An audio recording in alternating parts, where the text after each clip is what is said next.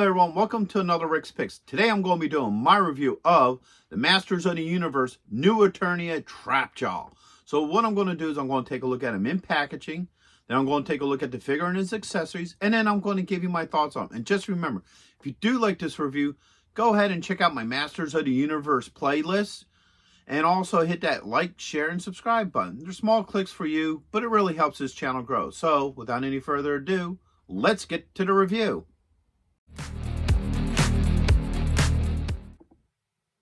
All right, so here we have him in packaging. Now, I love the packaging for him. It really pops out at you, okay?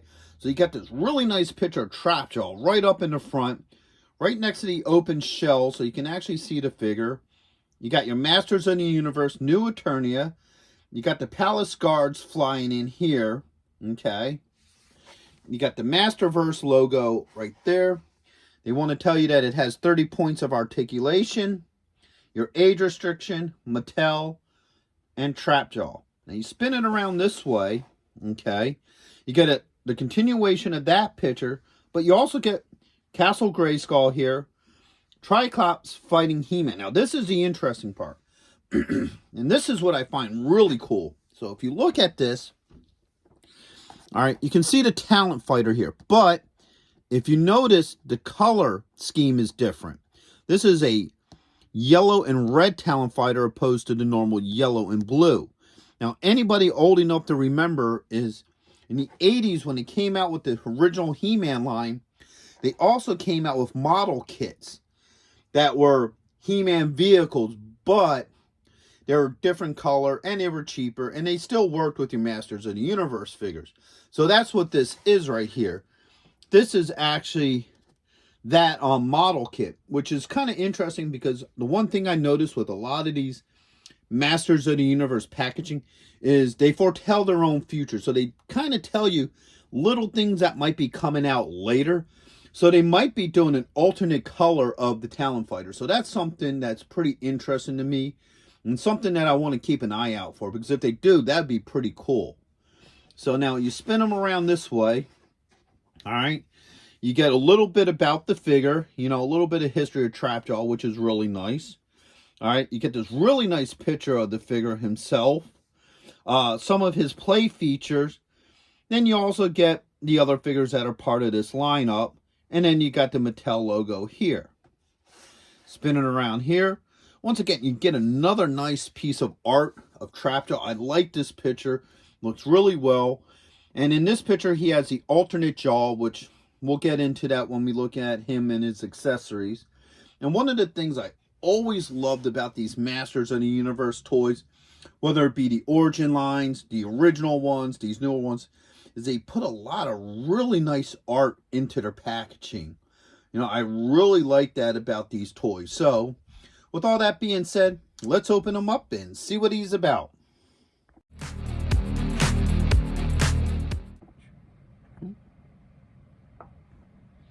All right, so here he is out of packaging. He's a really good looking figure. I love the whole look to him. I like this profile. He looks really mean, really nasty. So let's give him a quick rotation.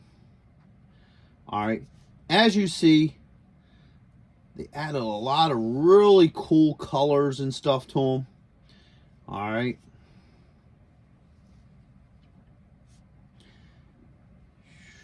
Now, they did a lot with this figure that I really like. So, first off, let's bring him up close. Let's take a look at this head sculpt first.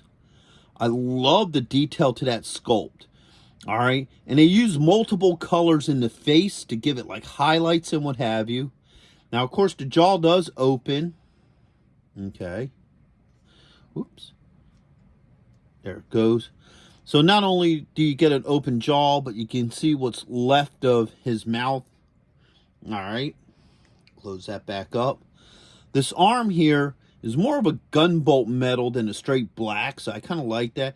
I like this added detail of a piston here, and an assist piston. I think that looks really cool. That's just a nice little extra touch. And then his belt here, I like that they give it like this metallic yellow wash over it. That kind of gives it that beat look and character. So they did a a lot of really nice details, especially even here on the arm, where you get this metallic blue here. That looks really nice. I like a lot of what they did. Now, I like that they show the inside of his mouth. Now, for any of you who don't really know the history of the chapter, there's a couple of them.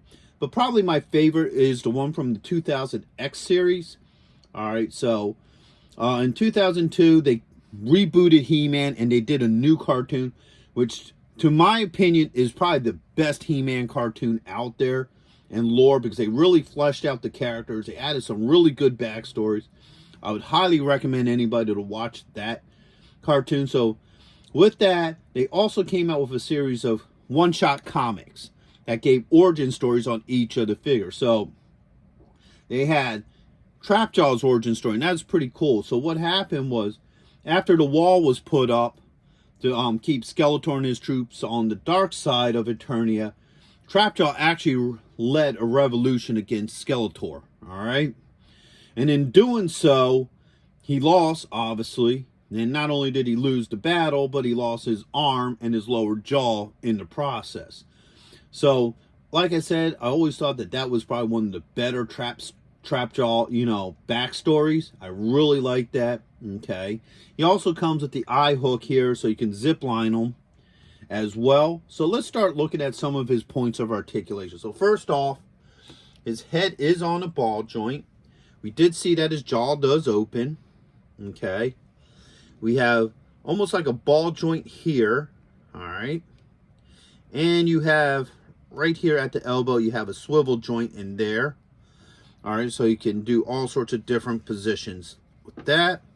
On this arm, you got a shoulder joint with a bicep swivel, an elbow joint, okay, and you also have a wrist joint. All right, get them back into this position. Now, you do have a joint right underneath the rib cage. It does move a little bit, not a whole lot. And as you see, there's also a joint here at the belt line. So you could get some pretty good movement with them. All right. Now your legs, you have a thigh joint with a swivel. So you do have a swivel up there. You have a knee joint. All right. A swivel here at the top of the boot. All right. And then you also have an ankle joint. Okay. So there's a lot of different poses you could do with this figure, which is really nice. All right. Now, another neat attention to detail, which I didn't get into, is his skin. I don't know if you can see it, but his skin is textured. All right, so it's not just a smooth skin. They also added texture to this skin of his. So they put a lot of work into this figure. I really like what they did with him. All right, so now that we've got a look at him, let's see what all he comes with. So he comes with his iconic claw. All right, and this opens up. All right, so that's pretty cool. He comes with his laser hand. And once again, they add all this detail into this. Look at all that. That's pretty cool. And they add in the vent details on both sides. All right. You got his hook. All right. And last but not least, they gave him an extra piece here. So they gave him this sword as well. All right, so let's see how all this works with you. First off, let's do the sword. See how well it fits in his hand. All right. So, the sword fits nicely in his hand. All right. I don't have any issues with that. Went in really well. Okay. Now, they also have a thing with the sword here to where you could take it out. And you can also put it in here.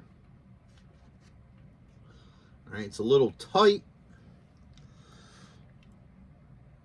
but it does work. All right, spin it this way so you can see it a little bit better.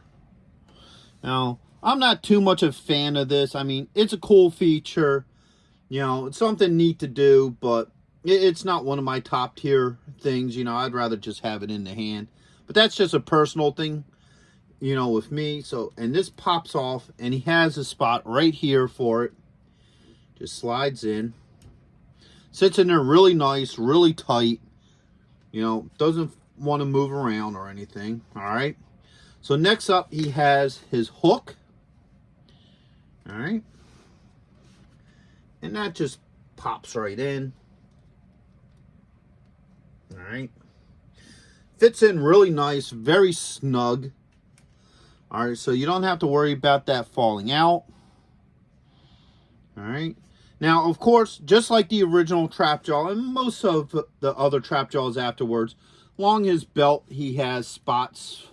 Let's put this arm up. He has spots for his accessories. So when you pop this off, all right, you got spots for it. So you could put this one, move his arm up, right here. All right. So now you have that sitting on his belt. Let's do the laser next. All right. And that fits on really well. I don't have any issues with that. All right.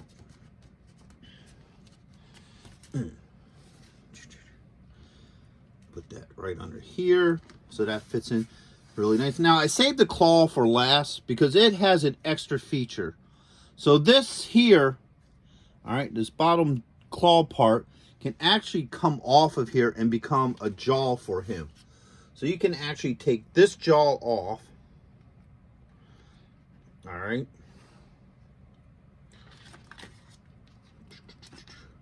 All right. So you can actually take that one off, and then you can put this one on. All right. So now you got, let's bring them up close. Got this more metal look to it. All right. Which is kind of cool. And even this, they put like a lot of detailing into the jaw, which is really cool. So if you want to give them that more metal look, and then this can pop on here as well. You know, just like that. So now you have that on there as well. And this could just hook here. So that's a neat little added feature to them. So you could swap the jaws out and what have you. And then, you know, if you prefer them to have this look, you can have that look. If you prefer them to have this look, you can have that look as well. Now, if I remember right, and I might be wrong, this setup here is kind of a homage to the old mini comics, because the original Trap-Jaw was like a green. He was like a greenish yellow. He had like a silver helmet with a silver jaw instead of, you know, what became the more iconic blue and black. So I think this is actually a reference to that. I'm not 100% sure, but I think that's why this design is set up like this. But overall, all his accessories fit on really well, and I don't have any issues with any of them. So overall, I really like this figure. I think this is probably one of my top 3 favorite Trap-Jaw figures. You know, I love the whole look to him. They put a lot of neat new stuff on him, but still gave him that classic look. So there's some new to him, there's some old to him. The joints work very well. I didn't have any issues with any of the joints. Didn't need to heat anything. You know, all the joints work really well with this figure. I like that they added some extra details and, you know, stuff like the new sword, the jaw swap, and I really like the color scheme to him. So he would probably be my number 2 favorite Trap-Jaw. Still, the 2000X is probably going to always be my favorite one, just because I really like the whole look to that one. So that would probably drop him to my number 2 category. So I would really recommend this figure if you're a big, you know, Masters of the Universe collector, and you really love Masters of the Universe. He's just a really good looking figure. He really pops out at you. I think you look great with all your other Masters of the Universe figures. and collectible. So with that being said, I hope you all did like this review. If you did, go ahead and hit that thumbs up, share, and subscribe. They're small clicks for you, but it really helps the channel grow. So, into the next one. Late.